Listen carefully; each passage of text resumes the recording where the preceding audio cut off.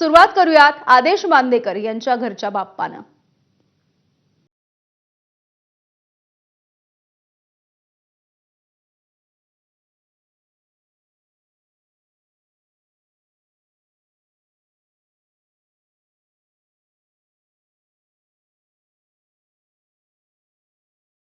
बालपण खूप गोष्टी सांगण्यासारख्या आहेत. बालपण आमचं अभ्युदयनगरमध्ये गेलं, गिरण गावात. आणि आमचा बाप्पा हा आमच्या बालपणी वाडोस म्हणजे सिंधुदुर्ग जिल्ह्यात तिथे होता. आणि जसे जसे सगळेजण मोठे झाले आणि मग मुंबईच्या दिशेने येऊ लागले, तसा तसा बाप्पासुद्धा आमच्याबरोबर मुंबईतच आला. पण बालपण म्हटल्यानंतर तो गणेशोत्सव, त्या स्पर्धा, तो आनंद, ते तल्लीन होणं, तो जल्लोष आणि ते गिरण गावातली मिरवणूक, मग बाप्पाचं आगमन असो किंवा बाप्पाचं विसर्जन असो, 11 दिवस बाप्पाचं यथासांगपणे जेवढं म्हणून करता येईल तेवढं करायचं आणि तो आनंद साजरा करायचा. असं ते सगळं बालपण होतं. त्यामुळे खूप आठवणी असतात बालपणीच्या. म्हणजे आमचे वडील आम्हाला घेऊन गणपती दाखवायला घेऊन जायचे, गणपतीच्या आगमनापूर्वी वेगवेगळ्या मूर्तीच्या कारखान्यात घेऊन जायचे. हे असं बालपण होतं जे कधी विसरता येत नाही. आता तुम्ही म्हणाला तुमच्या बालपणापासून, म्हणजे जवळजवळ आपल्या बाप्पाला किती वर्ष पूर्ण झाली? बापरे, आमचा बाप्पा 100 वर्षाहून जास्त. कारण आमच्या आजोबांनी बाप्पा, त्याच्यानंतर आमच्या आधीची पिढी आणि आता आम्ही सगळेजण बाप्पाचं जेवढं करता येईल तेवढं करतो आहोत. म्हणजे 3 ते 4 पिढ्या सातत्याने हा बांदेकर कुटुंबामध्ये बाप्पा येतो आहे. त्यामुळे 100 वर्षाहून जास्त काळ झालेला आहे. म्हणजे आदेशच्या पप्पांचंच वय 93 वर्ष आहे आणि जे मोठे म्हणजे आदेशच्या पप्पांचे मोठे भाऊ आबा काका, त्यांचं आता 30 तारखेला त्यांना 100वी त्यांची जयंती आहे. म्हणजे आणि त्यांच्या बाबांनी सुरू केलेलं आहे, म्हणजे भाऊंनी सुरू केलेला गणपती. आता मी पण बांदेकरांची सून आहे म्हणून मी सांगू शकते की गणपतीचं आपल्या घरी अगदी मनोभावे त्याची पूजा केली जाते आणि त्याचं जे काही आपण वर्षानुवर्ष काही गोष्टी जपलेल्या आहेत त्या तशाच केल्या जातात. याच्यावरती बांदेकरांचा खूप जास्त जोर असतो. म्हणजे पहिल्या दिवशी आपण 9 भाज्या करतो बाप्पासाठी आणि आमच्याकडे पुरणाचे मोदक असतात, तळणीचे ते मोदक असतात. आणि नंतर जेव्हा दुसऱ्या दिवशी पुन्हा उंदीर बाप्पाला एक वेगळा नैवेद्य दाखवला जातो, खिरीचा नैवेद्य दाखवला जातो.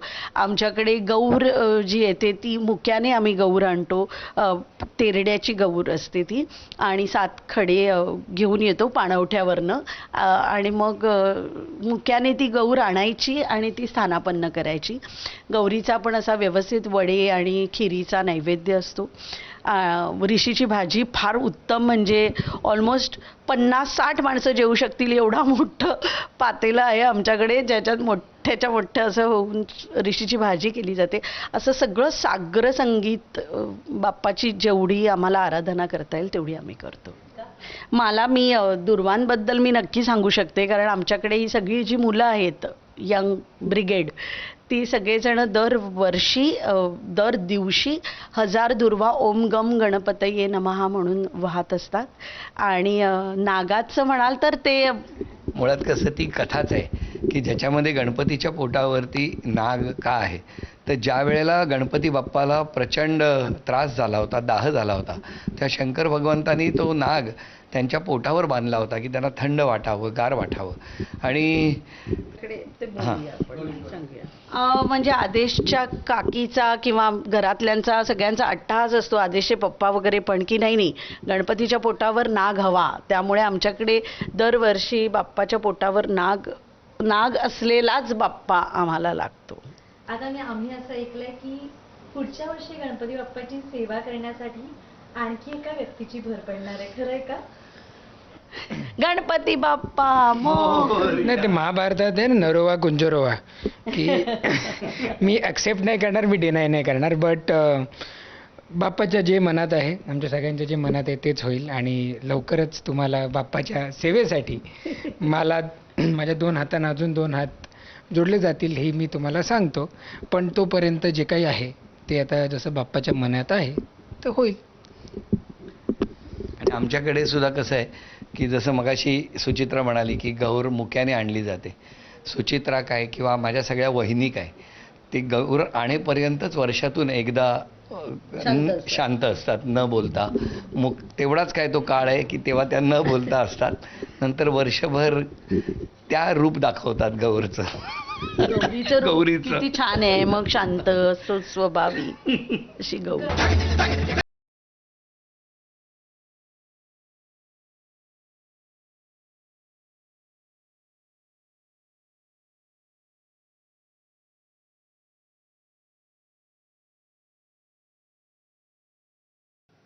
अभिनेत्री सायली संजीवचा बाप्पा तिच्या नाशिक मधल्या घरी विराजमान झालाय. तिचा बाप्पा नेमका आहे तरी कसा आणि तिने काय आणि कशी सजावट केली आहे बघूयात.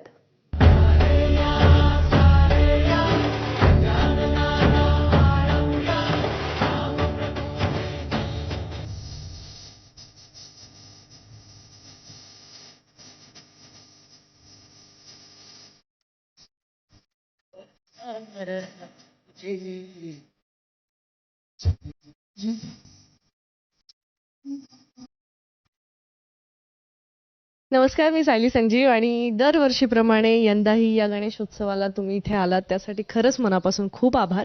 आणि बाबा गेल्यानंतर गणेशोत्सव साजरा करत होतो, पण एक पोकळी होती ती पोकळी आणि तो आनंद सगळा माझ्या भाचीने भरून काढलेला आहे. आणि मागच्या वर्षी तिचा जन्म झाला आणि हा तिचा पहिला गणपती बाप्पा आहे.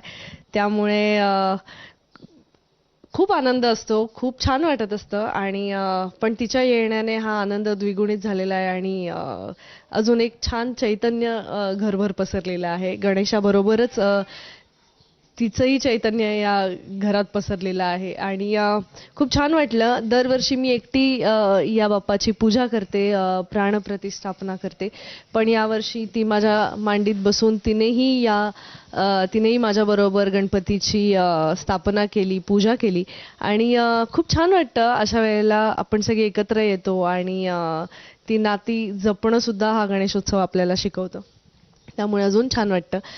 दरवर्षीप्रमाणे याही वर्षी पर्यावरणपूरक गणपती असायलाच हवा असं वाटत होतं आणि माझ्याकडनं फक्त खऱ्या फुलांची आरास राहिली होती. गेली 9 वर्ष मी गणपतीची स्थापना करते. अनेक वर्ष गेली, 150-200 वर्ष आमच्या घराची परंपरा आहेच की गणेशोत्सव साजरा केला जातो. गणपती गौरी दोघांचंही आगमन आमच्या घरी होतं. पण गेली 9 वर्ष मी गणपतीची प्रतिष्ठापना करते. तर ही आरास करताना खऱ्या फुलांची आरास राहून गेली होती, त्यामुळे यावर्षी तीही पूर्ण केली. आणि बाप्पा खूप साधा मला हवा होता. त्याच्यावर कुठलेही आभूषणं, अलंकार नको होते. फक्त हातात 2 फुलं हवी होती. आणि हा शैलेश लोके म्हणून आपले लालबागला मूर्तिकार आहेत आणि खूप सुंदर मूर्त्या घडवतात.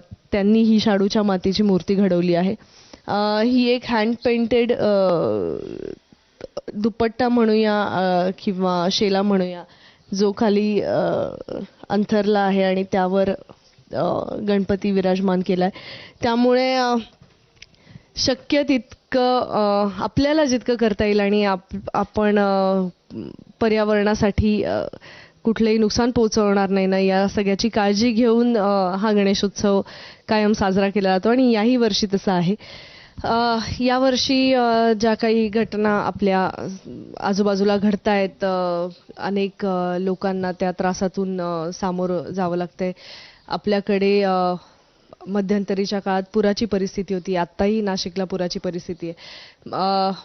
मला एवढंच मी बाप्पाच्या चरणी हीच प्रार्थना करेन की आमच्याकडनं ज्या काही चुका झाल्या असतील त्यासाठी आम्हाला खरंच माफ कर, पण यापुढे आमच्याकडून कुठलीही चूक होणार नाही याची आम्ही पूर्ण काळजी घेऊ आणि आमच्याकडनं या पर्यावरणाला काही नुकसान पोहोचणार नाही याचीही देखील आम्ही काळजी घेऊ. पण तू असाच आमच्या पाठीशी कायम उभा राहा आणि आमच्यावर तुझा कृपाशीर्वाद कायम असू दे, हीच या ईश्वराच्या चरणी प्रार्थना आहे.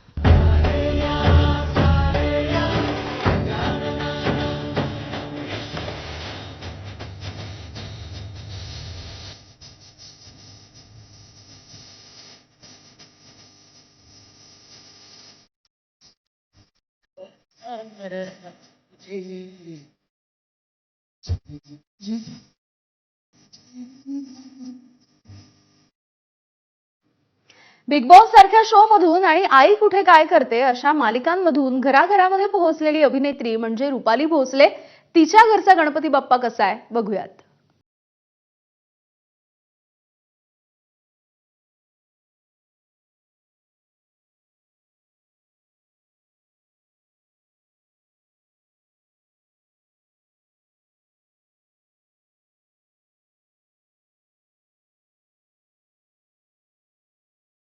गणेश चतुर्थी आहे. तुझा लूक अतिशय गोड वाटतोय आणि तू खूप सुंदर दिसतेस.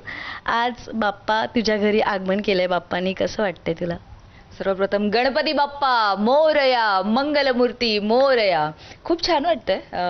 म्हणजे थोडंसं करेक्शन करेन की हे आई बाबा आणि संकेतचं घर आहे, तिथे बाप्पा विराजमान झालेले आहेत. सो खूप छान वाटतं. दरवर्षी खूप आतुरता असते बाप्पाच्या आगमनाची आणि तसंच यावर्षी सुद्धा बाप्पाच्या आगमनाची आतुरता होती. बाप्पा येण्याआधीच खूप गोष्टी त्यांनी लाईंड अप करून ठेवल्या होत्या. म्हणजे ह्याच्या आधीच्या वर्षी मी आई कुठे काय करतेचं शूट करत होते आणि मग ह्या सगळ्या गोष्टी हँडल करत होते. यावर्षी लपंडाव ही मालिका येते लवकरच प्रेक्षकांच्या भेटीला. सो त्याचं शूट सांभाळून सगळ्या गोष्टी सुरू होत्या. सो खूप छान वाटतंय. हे जे डेकोरेशन आपण पाहतोय, ही कल्पकता तुला कुठून आली आहे? कसं सुचलंय? डेकोरेशन आलंय वेल्वेट ब्लूम्सकडनं, अभिजित आहेर करून त्यांच्याकडनं हे आलेलं आहे. गेली 3 वर्ष त्यांच्याकडनंच मकर येतोय आणि खूप सुंदर असतं. म्हणजे हे जे काही कलर कॉम्बिनेशन्स बघतेस तो प्रत्येक वेळेला वेगवेगळे असतात. त्यांच्याकडे रिअल फुलांचं सुद्धा डेकोरेशन असतं. म्हणजे त्यांची बाग आहे नाशिकला, छान गुलाबांची बाग आहे. सो मला गेल्यानंतर ना बघितल्यानंतर असं वाटतं की अरे हे बाप्पाच्या बॅकग्राऊंडलाही खूप छान दिसेल. सो पहिल्या 2 वर्षात व्हाईट आणि पिंक कॉम्बिनेशन होतं. दुसऱ्या वर्षाला बाप्पा कम्प्लिटली ग्रे कलरमध्ये होता. सो त्याच्यामुळे त्यांनी ग्रे आणि गोल्डन असं कॉम्बिनेशन केलं होतं. यावेळी त्यांनी असं रेड व्हाईट गोल्डन असं सगळं खूप वेगवेगळ्या पद्धतीचं कॉम्बिनेशन करून, बरं बाप्पाची मूर्ती कशी असणार आहे हे काहीच माहीत नव्हतं त्यांना. फक्त एवढंच सांगितलं होतं की मोठे कान आहेत बाप्पाचे आणि अशा पद्धतीचं म्हणजे बसलेलं आहे छान आरामात. सो ते म्हणाले ठीक आहे हे असं कॉम्बिनेशन छान वाटेल. सो त्यामुळे ते सगळं असं आलेलं आहे. आता तू म्हणतेस बाप्पाचे कान फार मोठे आहेत, हो. एकदम आरामात तो विराजमान झालेला दिसतोय. बाप्पाचे जे कान मोठे आहेत, त्या कानात तू कोणती प्रार्थना केली आहेस त्याला?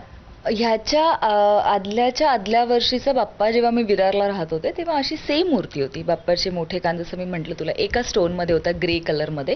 आणि त्यावेळेला असंच इंटरव्ह्यू देत असताना मला विचारण्यात आलं की तू बाप्पाकडे काय मागशील यावर्षी. तर मी म्हटलं की एवढंच सांगेन त्याला की पुढच्या वर्षी जेव्हा येशील तेव्हा हक्काच्या घरात ये आणि कायमस्वरूपी एकाच जागी बस. मला तुला प्रत्येक 11 महिने कुठे शिफ्ट करायचं नाहीये. सो मला वाटतं त्याच्या एवढ्या मोठ्या कानांनी एवढ्या सगळ्यांच्या गोष्टी ऐकतो. तशीच माझी छोटीशी गोष्ट त्यांनी ऐकली आणि कायमस्वरूपी बाप्पा इथे विराजमान झालेला आहे. सो म्हणून ते मोठे कान.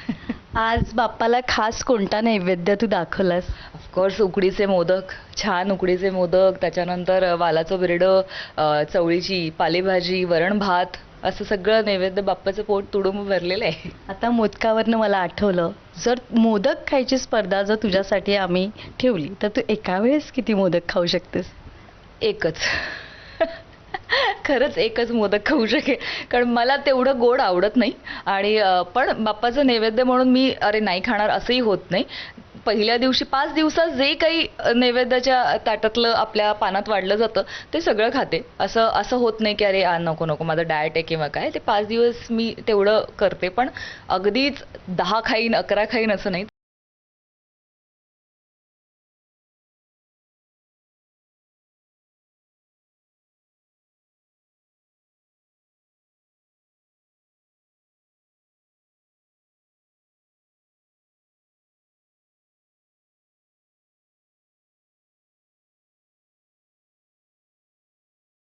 झाली आहे एका छोट्याशा ब्रेकची. बघत रहा एबीपी माझा.